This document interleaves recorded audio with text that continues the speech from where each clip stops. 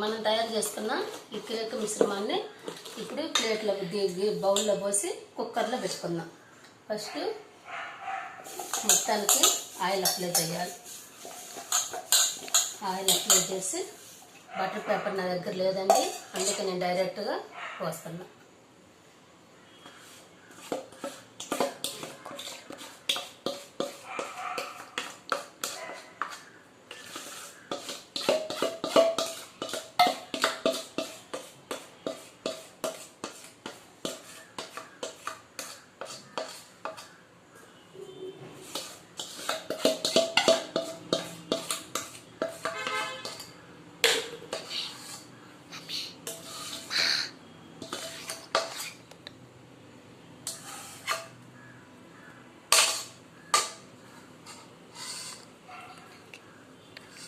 దీన్ని 2 times tap చేస్తే air పొడుగులు ఏమన్నా అనుకో పోతాయి. ఇలాగా ట్యాప్ చేసామనుకో ఎయిర్ పొడుగులు ఉంటే పోతాయి.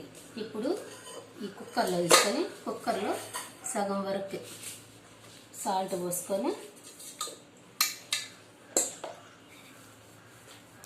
సాల్ట్ని బాగా ఒక 10 మినిట్స్ హీట్ చేసి పెట్టుకోవాలి గ్యాస్ మీద.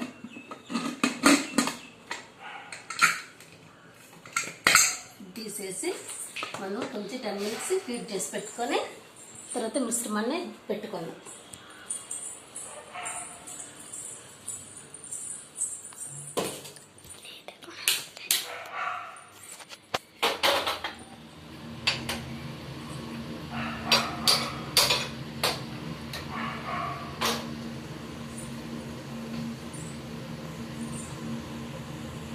ఆపేనా?